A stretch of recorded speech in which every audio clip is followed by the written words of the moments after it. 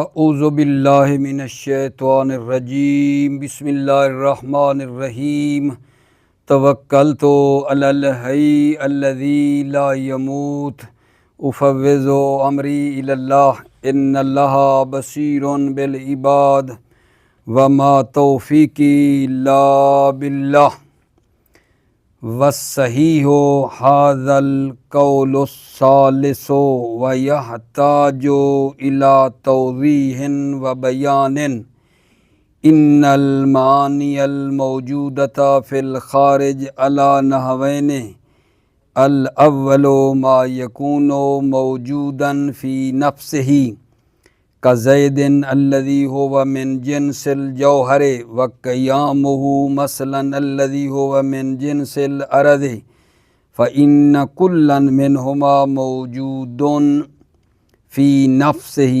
والفرق ان الجوہر موجود في نفسه لنفسه والارض موجود في نفسه لغیرہ والثانی ما یکون موجودا لا فی نفسہ کنسبت القیام الی زید۔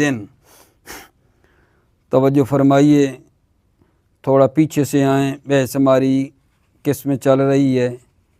بحث ہماری ادھر سے شروع ہوئی تھی کہ وعظ کی معنی کے لحاظ سے کتنی قسمیں ہیں، تو اتنا تکرار کیا، یقیناً اب تو آپ کو زبانی یاد ہو گیا ہوگا میرے بھائیوں کہ وعظ کی کتنی قسمیں ہیں معنی کے اعتبار سے؟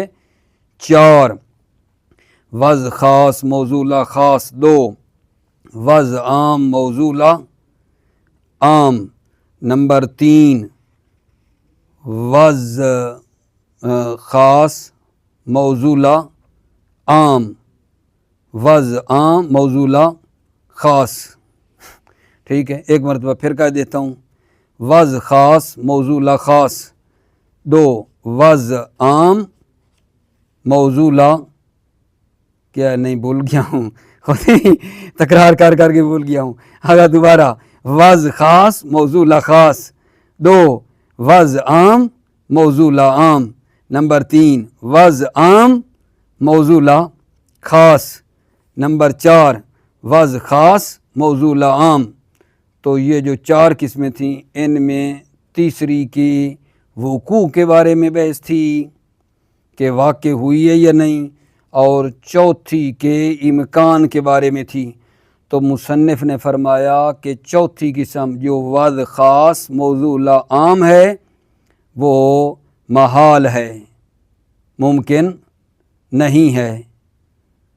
وجہ یہ تھی کہ معنی موضوع کا تصور کرنا ضروری ہے، بے نفس ہی یا بے وجہ ہی اس کا تصور کرنا ضروری ہے، چونکہ مجہول پر حکم نہیں لگا سکتے، اور فرض یہ تھا کہ اس چوتھی قسم میں معنی موضوع کا تصور نہیں ہوا ہے، نہ بے نفس ہی تصور ہوا ہے، نہ بے وجہ ہی تصور ہوا ہے۔ وجہ اس کی یہ تھی۔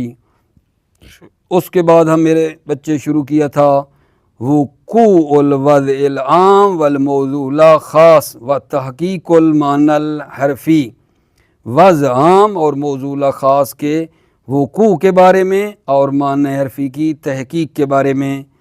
تو معنی حرفی کی تحقیق شروع کی، پھر بعد میں بتانا ہے وضع عام موضوع خاص کے وقوع کے بارے میں، لیکن پہلے ہم نے معنی حرفی کی تحقیق کو شروع کر دیا تھا۔ تو معنی حرفی کے بارے میں ٹھیک ہے، کتنے قول تھے؟ 3 قول تھے۔ پہلا قول یہ تھا کہ حروف اور اسماء کا معنی بالذات ایک ہے، حروف اور اسماء کا معنی بالذات ایک ہے، من مساوی ہے ابتدا کے، من مساوی ہے ابتدا کے۔ اس کا نام رکھ لیں نظریہ مساوات، سمجھنے کے لیے نظریہ مساوات، یعنی حروف اور اسماء کا معنی ایک ہے، یعنی من مساوی ہے ابتدا کے۔ فرق کیا ہے جی؟ فرق استعمال میں ہے، فرق استعمال میں ہے۔ کہ اگر معنی مستقل مراد لینا ہو تو اسما کو استعمال کریں، اگر معنی غیر مستقل مراد لینا ہو تو اس وقت حروف کو استعمال کریں۔ فرق استعمال میں ہے، ورنہ وضع دونوں کی ایک ہے۔ وضع حروف اور اسما جو ہیں وہ ایک ہے، دونوں کا معنی بالذات ایک ہے، ٹھیک ہے نا، فرق استعمال میں ہے۔ ٹھیک ہو گئی بات۔ دوسرا نظریہ کیا تھا، اس کو آج میں نے یہ نام دے رہا ہوں نظریۃ العلامت۔ حروف اصلاً علامت ہیں معنی کے لیے، ورنہ جو ہے کسی معنی کے لیے وضع نہیں ہوئے ہیں۔ حروف علامت ہیں معنی کے لیے، بس حروف علامت ہیں معنی کے لیے، ورنہ کسی معنی کے لیے وضع نہیں ہوئے ہیں، صرف علامت ہیں۔ جیسے جاء زیدن میں جو ضمہ ہیں وہ کیا ہے؟ علامت ہے کہ زید فاعل ہے، ضرب زیدن عامران میں نصب عامران پہ علامت ہے کہ یہ کیا ہے؟ بلا امر مفعول ہے۔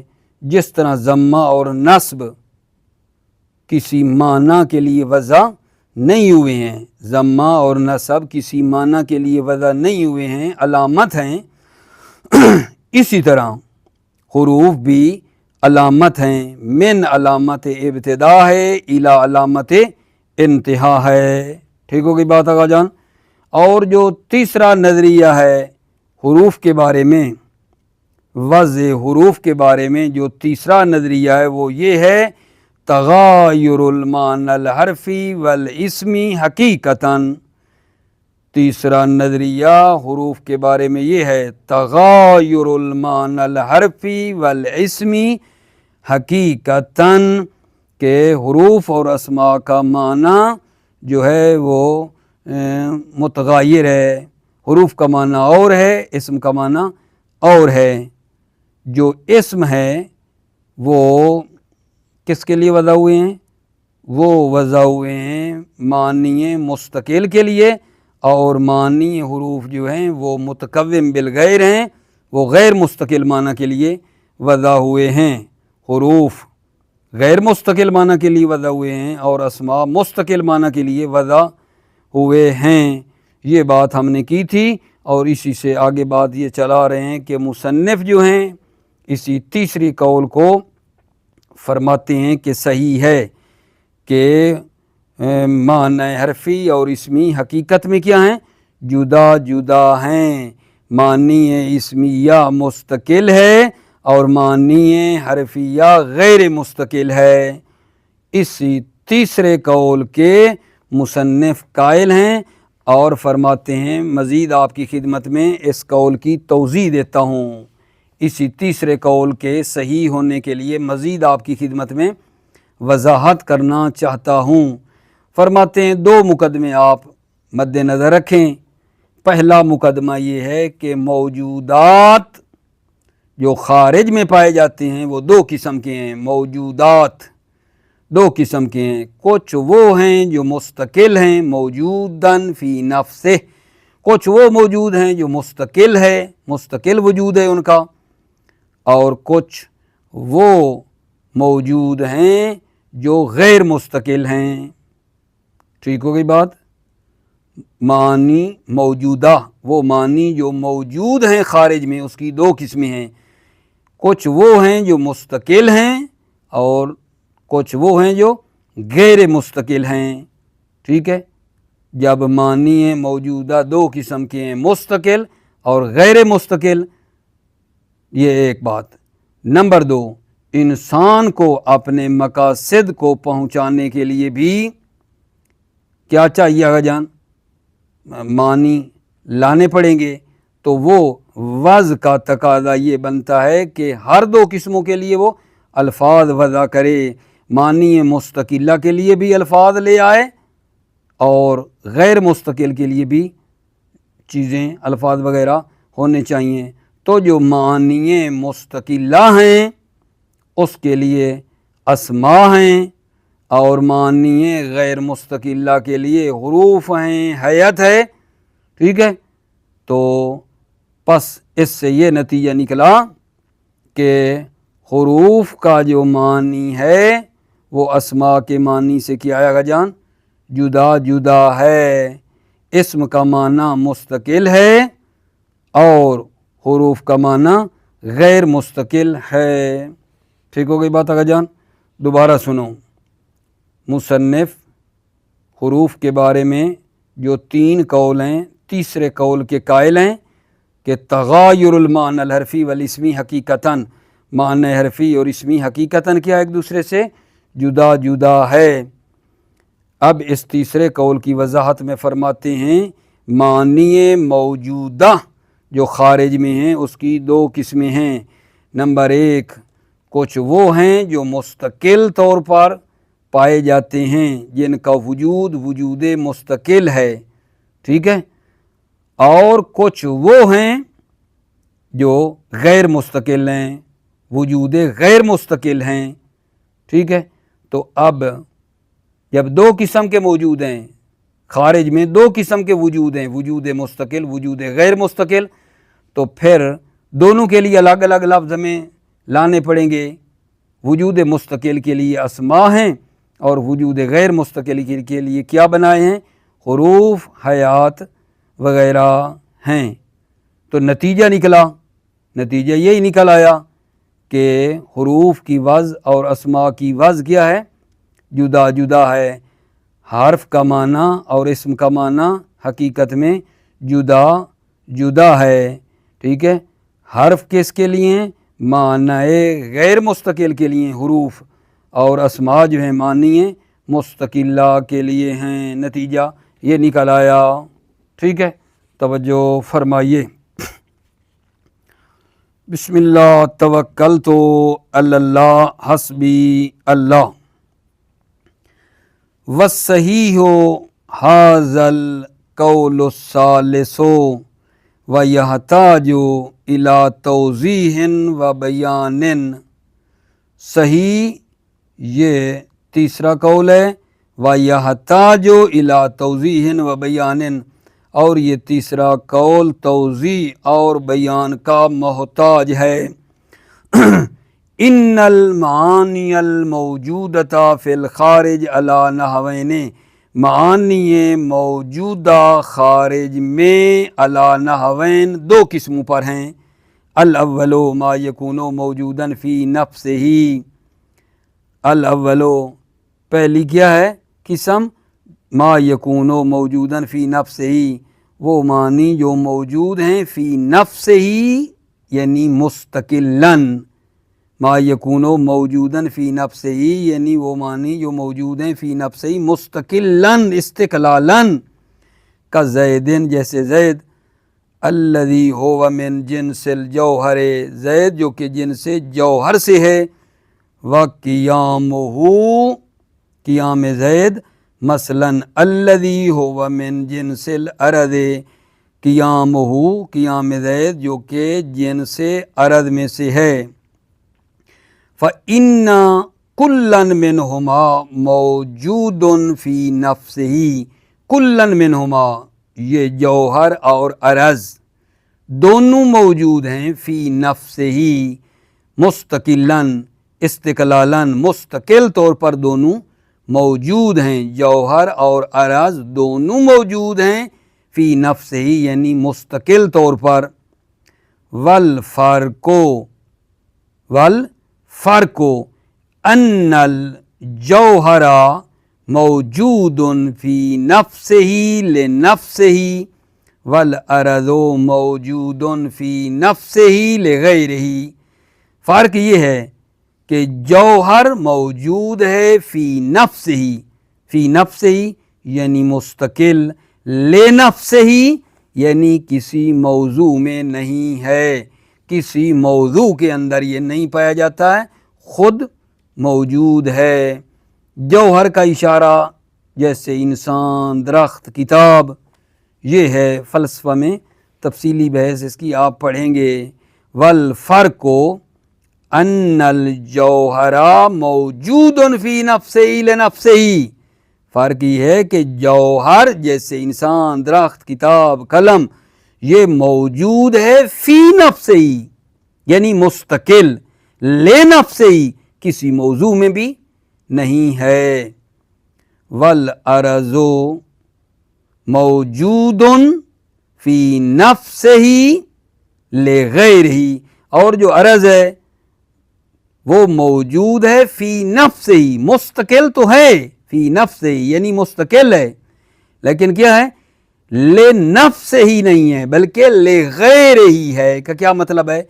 یعنی بغیر موضوع کے خارج میں یہ نہیں پایا جاتا ہے، کوئی موضوع ہو جس کے تحت یہ پایا جائے، ٹھیک ہے، والارض موجود فی نفسہ لغیرہ، عرض موجود ہے فی نفسہ مستقل طور پر، لیکن لغیرہ غیر کے ذریعے ہے، یعنی کیا لغیرہ، یعنی بغیر موضوع کے خارج میں یہ نہیں ملے گا، کسی موضوع میں یہ پایا جاتا ہے۔ جیسے سفیدی، سفیدی ایک چیز سفید ہو تو سفیدی ہمیشہ کس میں پائی جائے گی؟ کوئی جسم ہو، کوئی جسم ہو اینی ون جس کے اندر سفیدی پائی جائے گی، ورنہ سفیدی کو آپ کہاں دیکھو گے؟ سفیدی کسی جسم میں پائی جاتی ہے، سفیدی ایک موضوع ہے جو جسم ہے جس کے لیے، تو اس کو کیا کہتے ہیں؟ عرض کہتے ہیں، ٹھیک ہے نا۔ جوہر اور عرض کے درمیان فرق یہ ہے کہ جوہر موجود فی نفسہ لنفسہ ہے اور عرض موجود فی نفسہ لغیرہ ہے۔ کیا مطلب؟ یعنی جوہر خود مستقل بھی ہے اور کسی موضوع کی بھی اس کو ضرورت نہیں ہے کہ جس کے اندر یہ پایا جائے، خود ہے، ٹھیک ہے نا، کسی موضوع میں نہیں ہے۔ لنفسہ کا مطلب ہے کسی موضوع میں نہیں ہے، اور عرض موجود فی نفسہ یعنی مستقل ہے لیکن لغیرہ ہے، یعنی کسی موضوع میں پایا جاتا ہے عرض۔ جیسے مثال دی، سفیدی کے لیے جسم چاہیے۔ اچھا جی، الثانی ما یکون موجودا لا فی نفسہ کنسبت القیام الی زید، ثانی یعنی دوسری قسم جو ہے موجود کی، ما یکون موجودا جو موجود ہے لیکن لا فی نفسہ مستقل طور پر موجود نہیں ہے، یہ وجود کی دوسری قسم بتائی جا رہی ہے جس کا وجود مستقل نہیں ہے۔ والثانی ما یکون موجودا لا فی نفسہ، جو موجود ہے لیکن لا فی نفسہ مستقل نہیں ہے، کا نسبت القیام الی زید، جیسے قیام کی نسبت زید کی طرف۔ والدلیل علی کون ھذا المعنی لا فی نفسہ، دلیل اس کی کہ یہ معنی مستقل نہیں ہے، دوسرے معنی کو سمجھا رہا ہے، جو موجود ربطی ہے، موجود مستقل نہیں ہے، اسی ثانی کی دلیل دے رہا ہے، توجہ ہے نا۔ والدلیل علی کون ھذا المعنی لا فی نفسہ، دلیل کہ یہ معنی لا فی نفسہ مستقل نہیں ہے، انہ لو کان للنسب والروابط وجودات استقلالیہ للازم وجود الرابط بینہا و بین موضوعاتہا، دلیل یہ ہے کہ اگر نسب اور روابط کے وجودات استقلالیہ ہوتے، نسب اور روابط کا بھی وجود مستقل ہوتا، لازم وجود الرابط بینہا و بین موضوعاتہا، تو لازم آئے گا وجود رابط بینہا کس کے؟ اس نسب کے درمیان، و بین موضوعاتہا اور ان کے موضوع کے درمیان رابط کا وجود ہونا لازم آئے گا، کہ پھر کوئی اور مطلب ہے کیا ہو؟ رابط ہونا چاہیے۔ اگر نسب کا وجود بھی مستقل ہو تو لازم آئے گا رابط کا وجود ہو، لازم وجود و رابط بینا و بینا موضوعات، یا بینا نسب اور موضوعات کے درمیان بھی پھر ایک رابطہ ہونا چاہیے۔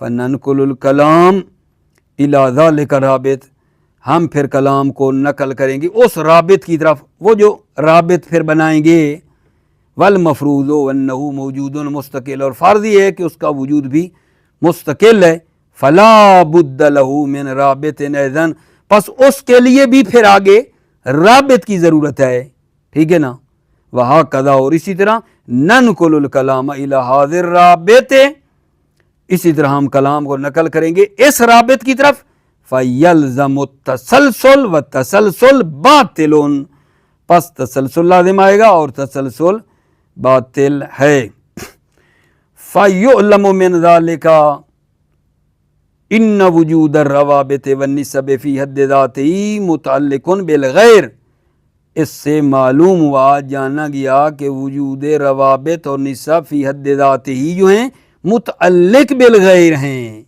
وجود رابط اور نسب جو ہیں یہ متعلق بالغیر ہیں، ولا حقیقت لہ الا تعلق بالطرفین، ولا حقیقت لہ، اس وجود رابط کی حقیقت نہیں ہے، الا التعلق بالطرفین، مگر طرفین کے تعلق سے ہے، رابطہ، وجود رابط اس وقت ہوگا جب کوئی طرفین ہو تو یہ پایا جائے گا، ورنہ اس کا وجود ہی نہیں ہے، ثم ان الانسان فی مقام افادت مقاصدہ کما یحتاج الی التعبیر عن المعانی المستقلۃ کذالک یحتاج الی التعبیر عن المعانی غیر مستقلۃ فی ذاتها، پھر انسان اپنے مقاصد کے پہنچانے میں جس طرح معنی مستقلہ سے تعبیر کا محتاج ہے، اسی طرح معنی غیر مستقلہ سے بھی تعبیر کا انسان محتاج ہے، فحکمت الوضع تقتضی، حکمت الوضع تقتضی ان توضع بإیضاء کل من القسمین الفاظا خاصۃ، حکمت وضع کا تقاضا یہ ہے کہ ہر دو قسموں کے مقابلے میں الفاظ خاص وضع کیے جائیں، ہر دو قسموں کے مقابلے میں، ہر دو قسمیں یعنی معنی مستقلہ اور معنی غیر مستقلہ کے مقابلے میں الفاظ خاص وضع کیے جائیں، فحکمت الوضع تقتضی ان توضع بإیضاء کل من القسمین الفاظا خاصہ، حکمت وضع تقاضا کرتی ہے کہ ہر دو قسموں کے مقابلے میں الفاظ خاص وضع کیے جائیں، ہر دو قسمیں معنی مستقلہ اور معنی غیر مستقلہ، والموضوع بإیضاء المعانی المستقلہ ہی الاسماء، اور موضوع جو ہے بإیضاء المعانی المستقلہ، معانی مستقلہ کے مقابلے میں جو وضع کیا گیا ہے، ہی الاسماء، وہ اسماء ہیں، والموضوع بإیضاء المعانی المستقلہ ہی الاسماء، والموضوع بإیضاء المعانی غیر مستقلہ ہی الحروف، اور موضوع جو معنی غیر مستقلہ کے مقابلے میں ہے، ہی الحروف، وہ حروف ہیں، وما یلحق بہا، اور وہ جو حروف سے ملحق ہیں، جیسے اسماء موصول، استفہام، ضمائر، وہذہ المعانی غیر مستقلۃ لما کانت علی اقسام شتیٰ فقد وضع بإیضاء کل قسم لفظ یدل علیہ وہیۃ لفظیہ تدل علیہ، ہذہ المعانی غیر مستقلہ، یہ معنی غیر مستقلہ کی جب اقسام جو ہیں مختلف ہیں، لما کانت علی اقسام شتیٰ، جب اس کی مختلف اقسام ہیں، ہذہ المعانی غیر مستقلہ، یہ معنی غیر مستقلہ کی جب مختلف اقسام ہیں، فقد وضع بإیضاء کل قسم لفظ یدل علیہ، پس ہر قسم کے لیے لفظ وضع کیا گیا ہے، یدل علیہ، جو اس پر دلالت کرتا ہے، او حیۃ لفظیہ تدل علیہ، یا حیات لفظیہ وضع کی گئی ہے، تدل علیہ، جس معنی پر دلالت کرتی ہے، مثلا اذا قیل نزعت البئر فی دارنا بالدلو، جب کہا جائے نزعت البئر، ہم نے کنویں سے کیا کیا، نزعت البئر فی دارنا بالدلو، اپنے گھر میں کیا کیا، کنویں سے ڈول کے ذریعے پانی کھینچا، نزعت البئر، ہم نے کنویں سے کھینچا، فی دارنا، اپنے گھر میں، بالدلو، ڈول کے ذریعے کھینچا، ففیہ عدت نسب مختلفہ، ففیہ اذا قیلا اس قیلا نزعت البئر فی دارنا بدل میں مختلف چند نسبتیں ہیں، عدت و نسب مختلفہ و معان غیر مستقلہ اور معنی غیر مستقلہ پائے جاتے ہیں۔ احداہا نسبت النذ الی فاعلہ، ان میں سے ایک یہ ہے کہ نذ کی نسبت ہے الی فاعلہ، فاعل کی طرف ہے۔ احداہا ان میں سے ایک ہے نسبت النذ الی فاعلہ، نذ کی نسبت فاعل کی طرف ہے، نزعت نذ کی نسبت ہے فاعل کی طرف۔ والدال علیہ حیۃ الفعل للمعلوم، والدال علیہ اور جو دلالت کرنے والا ہے علیہ اس پر وہ حیت فعل للمعلوم، فعل معلوم کی حیت ہے، یہی نزعت، ٹھیک ہے، یہ حیت فعل معلوم اس پر دلالت کر رہی ہے، ٹھیک ہے نا۔ وثانیتھا نسبتہ الی ما وقع علیہ مفعولہ، دوسری یہ ہے کہ دوسری نسبت کیا ہے؟ نذ کی نسبت ہے الی ما وقع علیہ، جس پر نذ واقع ہوئی ہے، اے مفعولہ یعنی مفعول ہے، وہو البئر اور وہ بئر ہے۔ والدال علیہ حیۃ النسب فی الکلمہ، اور جو اس پر دلالت کرتی ہے وہ نسب ہے، حیت نسب فی الکلمہ، کلمہ میں حیت نسب ہے، وہ دلالت کر رہی ہے۔ وثالثتھا نسبتہ الی المکان، اور تیسری جو ہے وہ یہ ہے نذ کی نسبت ہے مکان کی طرف۔ والدال علیہ کلمۃ فی، اور اس نسبت پر دلالت کرنے والا کلمہ فی ہے۔ ورابعتھا نسبتہ الی الآلۃ، والدال علیہ لفظ البا فی کلمۃ بالدلو۔ ورابعتھا اور چوتھی نسبت کیا ہے؟ نذ کی نسبت ہے آلہ کی طرف، والدال علیہ اور اس علیہ اس نسبت پر دلالت کرنے والا لفظ با ہے فی کلمۃ بالدلو، کلمہ بالدلو میں جو با ہے یہ دلالت کرنے والا ہے۔ ومن ہنا یعلم ان الدال علی المعنی غیر مستقلہ ربما یکون لفظا مستقلا کلفظۃ من و الی و فی، یہاں سے معلوم ہو گیا کہ معنی غیر مستقلہ پر دلالت کرنے والا کبھی کبھی لفظ مستقل ہے، جیسے لفظ من الی فی، وربما یکون حیۃ فی اللفظ کحیات المشتقات والافعال وحیات الاعراب، چہ بسا جو ہے وہ حیت جو لفظ میں ہے، ٹھیک ہے نا، ربما یکون حیۃ فی اللفظ، چہ بسا جو ہے وہ حیت ہے لفظ میں، لفظ میں وہ حیت ہے، جیسے حیات مشتقات ہیں اور افعال اور حیات اعراب۔ اب نتیجہ لیں اس تیسرے قول کا، اس تفصیل کے بعد نتیجہ، النتیجۃ فقد تحقق مما بینا ان الحروف لها معان تدل علیہا، فقد تحقق مما بینا، محقق ہوا جو ہم نے بیان کیا کہ حروف لہا، حروف کے معنی ہیں تدل علیہا، جو کیا کرتے ہیں آگا جان؟ تدل علیہا، جو معنی پر دلالت کرتے ہیں، کل اسما جیسے اسما ہیں۔ دوبارہ فقد تحقق مما بینا، محقق ہوا جو ہم نے بیان کیا کہ حروف کے معنی ہیں جو کیا کرتے ہیں؟ تدل علیہا، جو معنی پر کیا کرتے ہیں؟ دلالت کرتے ہیں، حروف کے معانی ہیں ان حروف لہا مان، حروف کے معنی ہیں تدل علیہا، جو اس پر دلالت کرتے ہیں، کل اسما، اسما کی طرح۔ والفرق ان المعانی الاسمیۃ مستقلۃ فی انفسہا وقابلۃ لتصورہا فی ذاتہا، فرق یہ ہے کہ معنی اسمیہ مستقل ہیں بذات خود اور قابل تصور ہیں فی ذاتہا، وَإِنْ كَانَتْ فِي الْوُجُودِ الْخَارِجِ مُحْتَاجَةٌ إِلَى غَيْرِهَا كَالْأَعْرَاضِ، اگرچہ وجود خارجی میں وہ غیر کے محتاج ہیں، جیسے اعراض، اور سفیدی کی مثال دی تھی کہ جسم کی محتاج ہے۔ وَأَمَّا الْمَعَانِيُّ الْحَرْفِيَّةُ فَهِيَ مَعَانٍ غَيْرُ مُسْتَقِلَّةٍ، معنی حرفیہ معنی غیر مستقل ہیں، وغیر قابلۃ للتصور الا فی ضمن مفہوم آخر، اور غیر قابل تصور ہیں مگر یہ کہ دوسرے مفہوم کے ضمن میں ومن ہنا یشبہ کل امر غیر مستقل بالمعنی الحرفی، یہاں سے ہر امر غیر مستقل کو تشبیہ دی جاتی ہے معنی حرفی کے ساتھ۔ ومن ہنا یشبہ کل امر غیر مستقل بالمعنی الحرفی، یہاں سے ہر امر غیر مستقل کو معنی حرفی سے تشبیہ دی جاتی ہے۔ توجہ فرما لی۔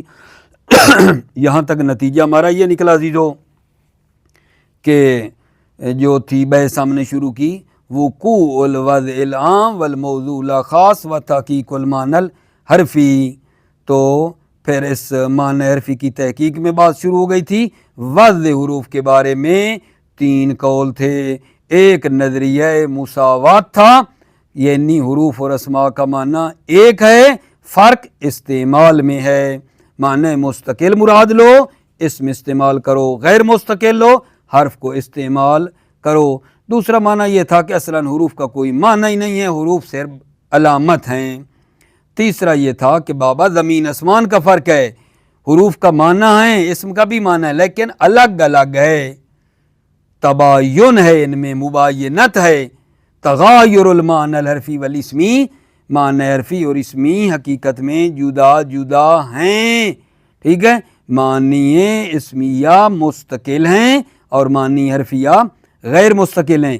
اسی تیسرے قول کو مصنف نے پسند کیا اور اس کی آج ہم نے مزید وضاحت پڑھی ہے۔ مصنف نے مقدمہ باندھا کہ دیکھو وہ جو چیزیں خارج میں پائی جاتی ہیں وہ 2 طرح کے وجود ہیں، خارج میں 2 قسم کے وجود ہیں، وجود مستقل اور وجود غیر مستقل۔ جب وجود 2 ہیں خارج میں تو پھر ان 2 کے لیے الفاظ بھی تو چاہیے نا۔ وجود مستقل کے لیے اسم ہیں، وجود مستقل کے لیے اسماء سے استفادہ کرتے ہیں، اور وجود غیر مستقل کے لیے حروف اور حیات وغیرہ سے استفادہ کرتے ہیں۔ نتیجہ یہ نکلا کہ حروف کا معنی اور ہے، اسماء کا معنی اور ہے۔ اسماء کی وضع ہوئے ہیں معنی مستقلہ کے لیے اور حروف وضع ہوئے ہیں معنی غیر مستقلہ کے لیے۔ یہ ہمارا آج کی بحث کا نتیجہ نکلا۔ موفق مؤید رہو، سلامت رہو عزیزو بھائیو۔ السلام علیکم ورحمۃ اللہ وبرکاتہ۔